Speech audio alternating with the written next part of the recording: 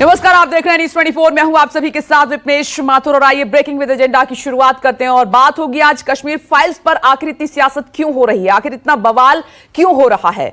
कश्मीरी पंडितों के पलायन और घाटी में आतंकवाद को लेकर बनी फिल्म कश्मीर फाइल्स पर सियासत खत्म होने का नाम नहीं ले रही है, बल्कि हर रोज कोई ना कोई नया विवाद इस पर शुरू हो रहा है। एसपी सुप्रीमो अखिलेश यादव ने बीजेपी पर तंज किया है। अखिलेश यादव ने कहा कि लखीमपुर हिंसा पर भी फिल्म बननी चाहिए। वहीं इस फिल्म से उठे मुद्दों पर भी बहस लगातार हो रही है। कांग्रेस नेता रणदीप सिंह सुरजेवाला ने घाटी में कश्मीरी पंडितों के पुनर्वास का मुद्दा उठाया। छत्तीसगढ़ के मुख्यमंत्री भूपेश बघेल ने राज्य के सभी विधायकों को फिल्म दिखाने के लिए पूरा थिएटर ही बुक करवा दिया। हालांकि बघेल ने कहा कि इस फिल्म में पूरा सच नहीं दिखाया गया। एमपी के सीएम शिवराज सिंह चौहान ने भी फिल्म देखने के बाद कहा कि इस फिल्म से मन दर्द से भर गया है। हर राजनीतिक दल से जुड़े नेता इस फिल्म के समर्थन या विरोध में बयान लगातार कर रहे हैं। आपको बता दें कि प्रधानमंत्री नरेंद्र मोदी ने इस फिल्म को लेकर बयान दिया था। ये फिल्म या कश्मीर फाइल्स पे, और आप तो पड़ोसी जिले के हो, अगर कश्मीर फाइल पे फिल्म बन रही है तो कम से कम लखीमपुर फाइल्स पे भी फिल्म बननी चाहिए। ये पड़ोसी जिला जहाँ पर जीप से किसानों को कुचल दिया गया था, समय आए और लखीमपुर फाइल्स पे भी फिल्म बनी। अखिलेश यादव तो उन्होंने कहा है कि लखीमपुर खीरी फाइल से बनना चाहिए। ये अखिलेश यादव जी गलत तथ्यों से बात करते हैं, तो ये नहीं से पूछे, इसमें वही सफाई दे सकते हैं। मैं क्या कहता हूँ, फिल्म में जो सच दिखाया गया है वो देखकर मन तकलीफ और दर्द से भर जाता है। अपनी जन्मभूमि से, मां शारदा की भूमि से, ज्ञान की उस पवित्र भूमि से अपने ही भाई और बहन, अपने बेटा बेटी बेदखल कर दी गई और जैसे अत्याचार हुए हैं उनके ऊपर, सचमुच में रोंगटे खड़े हो जाते हैं। आज भी कश्मीरी पंडित की समस्या वही है। 370 हटा दिए गए, लेकिन न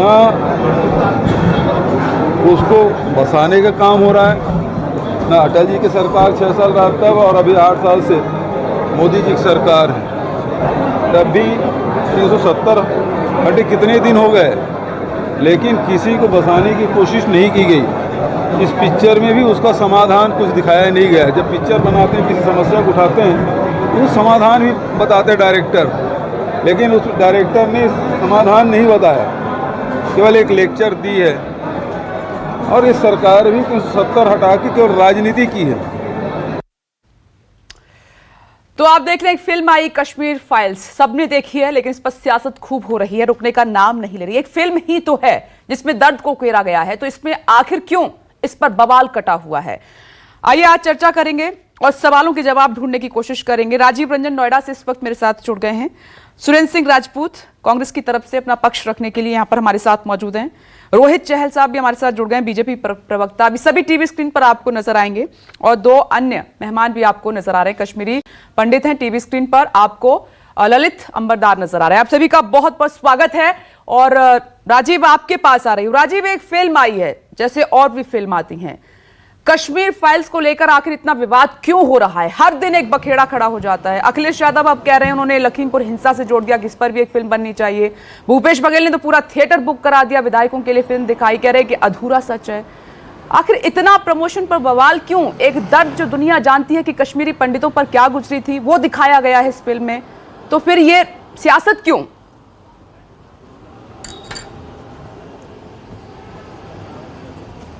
देखिए विपनेश, मूल बात यह है कि द कश्मीर फाइल्स फिल्म के बाद सियासत और विवाद और इसका प्रमोशन भारतीय जनता पार्टी और उसके शासित राज्यों, मुख्यमंत्री, प्रधानमंत्री की तरफ से जिस तरीके से इस फिल्म का प्रमोशन हो रहा है, ऐसा देश में इसके पहले कभी नहीं हुआ।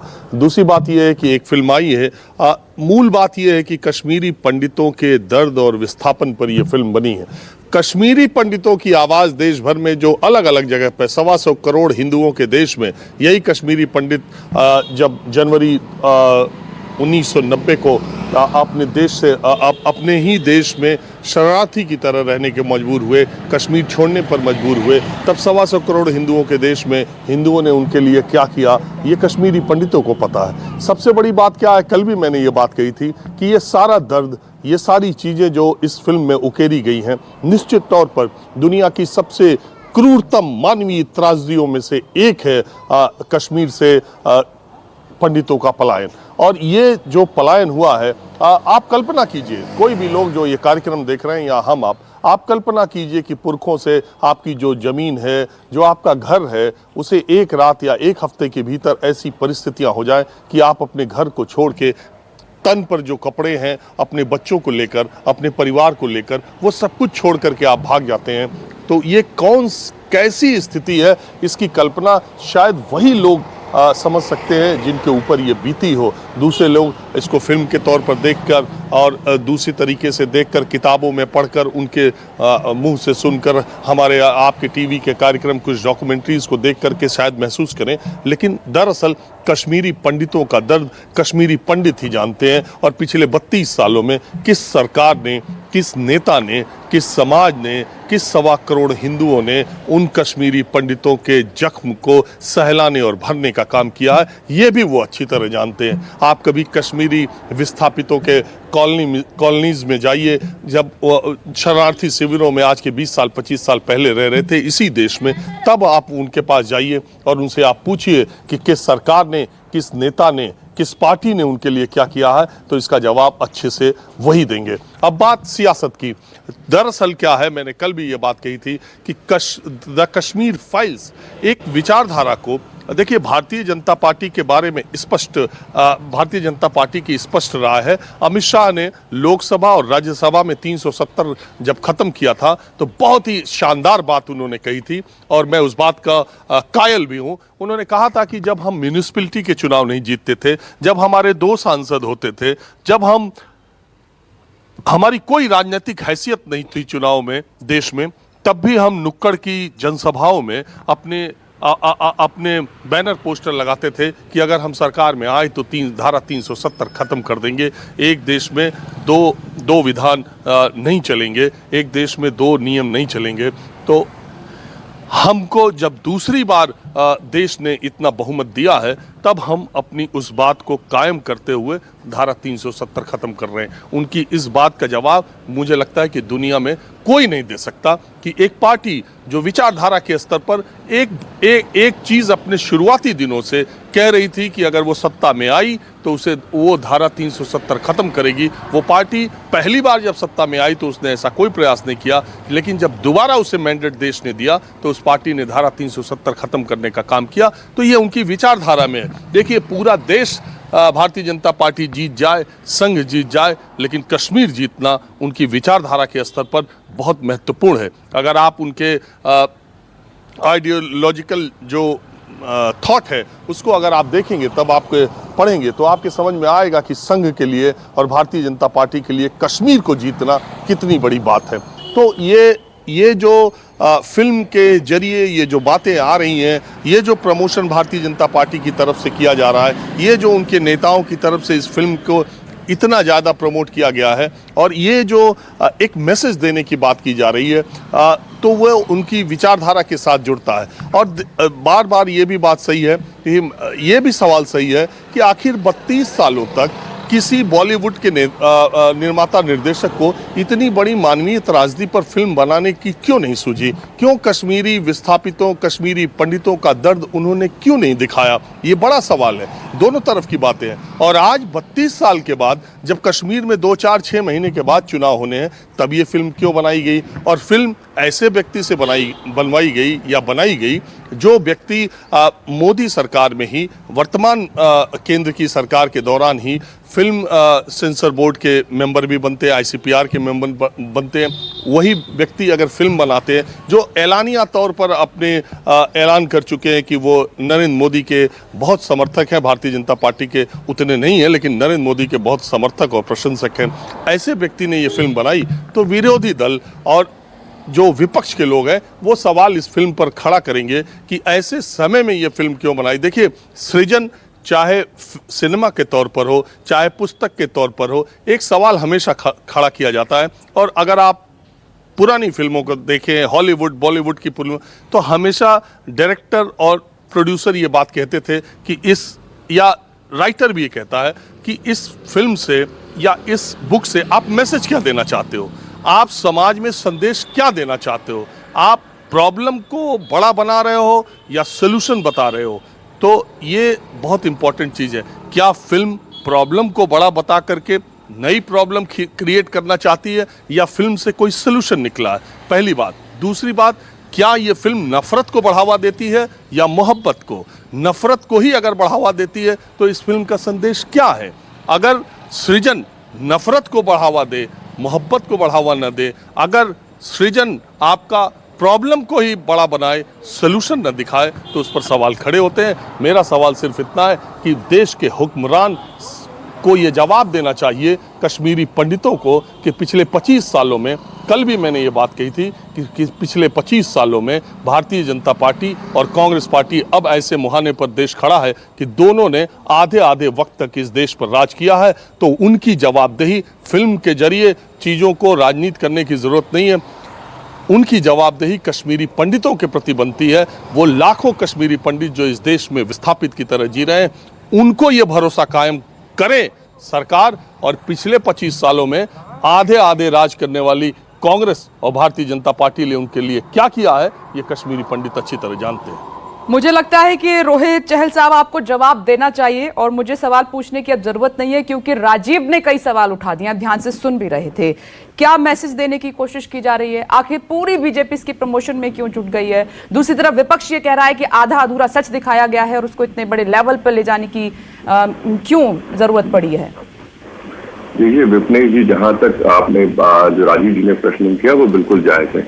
जहां तक भारतीय जनता पार्टी की बात है, जिस तरीके से राजीव जी ने खुद बताया कि भारतीय जनता पार्टी जब से जनसंघ के समय से ही लगातार एक आपने चाहे अधिवेशन हो चाहे जो भी कार्यक्रम हो, उन सब में एक ही बात कहती रहती है, धारा 370 हटनी चाहिए। जो कलंक धारा 370 नाम का जो हमारे माथे पे लगा था, उसको हटाने का काम किसने किया?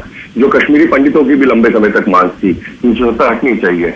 एक ही देश में, एक ही देश के अंदर दो निशान, दो प्रधान और दो संविधान कैसे चलेंगे? बिल्कुल नहीं चलेंगे। तिरंगा लगना था, तिरंगा वहां पर लहरा रहा है। हमारे देश के हमारे हजारों सैनिकों ने जिसके लिए कुर्बानी दी, हमारे सबसे बड़े जो जनसंघ के और हमारे संस्थापक जो थे श्यामा प्रसाद मुखर्जी, उन्होंने कश्मीर के जहां हुए बलिदान मुखर्जी, वो कश्मीर हमारा है। हम तो कहते रहे, हम तो बलिदान देते रहे हमारे, चाहे वो कश्मीरी हिंदू हो, कितने लाखों लोगों ने कश्मीर के लिए बलिदान दिया है। उस कश्मीर के अंदर जिस तरीके से नरसंहार 1990 के अंदर हुआ कश्मीरी हिंदुओं का, और जब वहां पर कश्मीरियत, इंसानियत, जमहूरियत की हत्या हो रही थी, उस समय किसी ने उनके लिए आवाज नहीं उठाई। लेकिन भारतीय जनता पार्टी उस समय भी उनके लिए आवाज उठा रही थी। माननीय प्रधानमंत्री जी ने जो वादा किया था, माननीय गृह मंत्री जी ने कहा संसद के अंदर खड़े होकर, 1 इंच भी जमीन कश्मीर की किसी की औकात नहीं, हिम्मत नहीं जो वहां लेके दिखाए। और पीओके भी हमारा है। तो देखिए जिस तरीके से भारतीय जनता पार्टी की बात है, भारतीय जनता पार्टी हमेशा से जो कश्मीर के हमारे हिंदू भाई हैं उनके साथ भी, और जिस तरीके से जो 370 हटनी चाहिए उसको लेके कटिबद्ध थी और उसको हटाने का काम किया। जहां तक पिक्चर की बात है, देखिए पिक्चर के अंदर जो सच्चाई है, कश्मीरी हिंदुओं के साथ जिस तरीके से नरसंहार किया गया, वहां सिर्फ हत्याएं नहीं की, उनका देखिए अपने ही देश के अंदर अगर 5 लाख कश्मीरी हिंदुओं को वहां से विस्थापित होकर पलायन करके अपने ही देश के अंदर रिफ्यूजी कैंप्स में रहना पड़े, तो इससे ज्यादा दुर्भाग्यपूर्ण क्या घटना हो सकती है? तो जो सच्चाई थी आज वो फिल्म दिखाई जा रही है और सभी को देखनी चाहिए। किस तरीके से माँ बहनों की इज्जत वहां पे लूटी गई, किस तरीके से बच्चों को वहां पे मारा गया, एक ये सच्चाई है। और इसको सच्चाई को सामने आना इसलिए जरूरी है कि जो लोग बड़ी बड़ी बातें करते हैं, जो कहते हैं नहीं कश्मीर आजाद होना चाहिए, जो रेफरेंडम की बातें करते हैं, आज उनके मुंह में ये तमाचा है किस तरीके से वहां पर, क्या वो इंसान नहीं है? और बिल्कुल कश्मीरी पंडितों का वहां पर पहला अधिकार है। कश्मीर जो जाना जाता था ऋषि कश्यप के नाम से कश्मीर है, आज वहां पर ही अपने देश अपनी जमीन पे उनको रहने का अधिकार नहीं है, बोलने का अधिकार नहीं है। उन माओ के आंसू देखिए जो फिल्म हॉल के अंदर जा रही है, जो फिल्म के अंदर देखने के बाद जो पीड़ा, जो दर्द वहां पर विवेक अग्निहोत्री जी ने दिखाने का काम किया, अनुपम खेरनी में मैं उनको नमन करता हूं कि उन्होंने सच सामने लाने का काम किया है। और बिल्कुल देखिए कहीं ना कहीं इससे कांग्रेस को दिक्कत हो सकती है, क्योंकि 370 हटाने का जब हटाई तो सबसे ज्यादा दर्द किसको हो रहा था? कांग्रेस पार्टी को हो रहा था। आज भी कांग्रेस पार्टी को दर्द हो रहा है कि सच्चाई जो है वो क्यों सामने आ रही है, क्यों नहीं आनी चाहिए? अरे क्या वो इंसान नहीं है?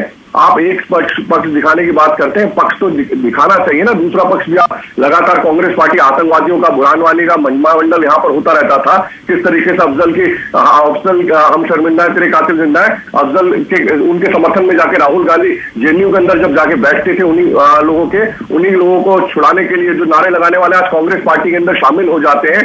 ये अपने आप में बताता है कि कांग्रेस का हाथ हमेशा आतंकवादी और वहां पे जो अलगाववादी है उनके साथ रहा है। किस तरीके से मनमोहन सिंह के साथ यासिर मलिक की फोटो किसके साथ आती है? मनमोहन सिंह जी के साथ आती है। तो ये अपने आप में बताने के लिए काफी नहीं है क्या कि कांग्रेस पार्टी हमेशा से आतंकवादियों के साथ खड़ी रही और इनको कोई मतलब नहीं था कश्मीरी पंडित, चाहे हमारे कश्मीरी हिंदू भाई हो, चाहे सेना हो, सेना से लगातार सेना के हाथ बांधने का काम कांग्रेस पार्टी ने किया, सेना के हाथ खोलने का काम माननीय प्रधानमंत्री जी ने आने के बाद किया। और आज देखिए कश्मीर में अगर आप देखें 370 हटने के बाद कहीं ना कहीं बहुत सारी चीजें बदलाव की नहीं, तरफ वो है। हैं कश्मीरी पंडित हैं, खुद हमारे साथ इस वक्त पैनल में जुड़े हुए हैं ललित अंबरदार, वो जवाब देंगे कि रूट पर कितना, जमीन पर कितना काम किया है, वो बताएंगे, मैं उनसे पूछूंगी। लेकिन जवाब मैं सुरेंद्र सिंह राजपूत जी आपसे चाहती हूँ। सुरेंद्र सिंह राजपूत जी, एक फिल्म बनी है, एक बड़ी घटना, त्रासदी, वो दर्द आज भी जहन में है, तो इतना विरोध क्यों हो रहा है इस बात को लेकर, क्यों सवाल खड़े किए जा रहे हैं? विपनेश, कहते हैं ना कि हम पर दुख का पर्वत टूटा तब हमने दो चार कहे, और जाने उस पर क्या क्या बीती जिसने शेर हजार कहे। कश्मीरी पंडितों के दर्द की, कश्मीरी पंडितों के विस्थापन की, कश्मीर से विस्थापन की कहानियां इतनी भयानक और इतनी त्रासदीपूर्ण है कि इसका राजनीतिक लाभ लेने की कोशिश करने वाला भी पाप का भागी होगा, श्राप का भागी भी होगा और नरक का भागी भी होगा। क्योंकि जिन लोगों के ऊपर बीती है वो लोग ही समझ सकते हैं कि इस घटना का उनके चेहरे पर, उनके मन पर, उनके शरीर पर, परिवार पर क्या क्या कुप्रभाव पड़ा। उसको कोई भी दूर नहीं कर सका, और इसमें जिस शासन की भी कमियां रही उस शासन को उसकी सजा मिलनी चाहिए। राजीव ने बहुत अच्छी बात कही, राजीव ने बड़ी साफ साफ बात कही। यहां पर दो पहलू हैं, एक सामाजिक पहलू है कश्मीरी पंडितों का जिसके हम 100% साथ हैं, उसमें हमने कुछ काम भी किए।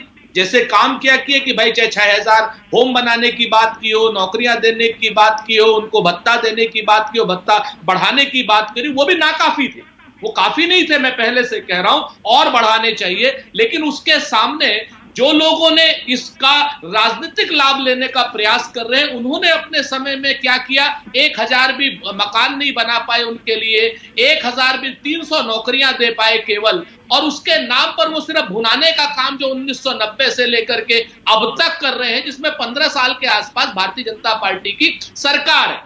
और उस सरकार में भी जैसे भारतीय जनता पार्टी के विद्वान प्रवक्ता ने कहा कि साहब यासीन मलिक का नाम लिया, तो मैं आपको यासीन मलिक से लेकर के और सारे नेताओं की भारतीय जनता पार्टी के साथ दिल्ली में प्रधानमंत्री के साथ मीटिंगों की एक नहीं 1 लाख तस्वीरें आपके पास।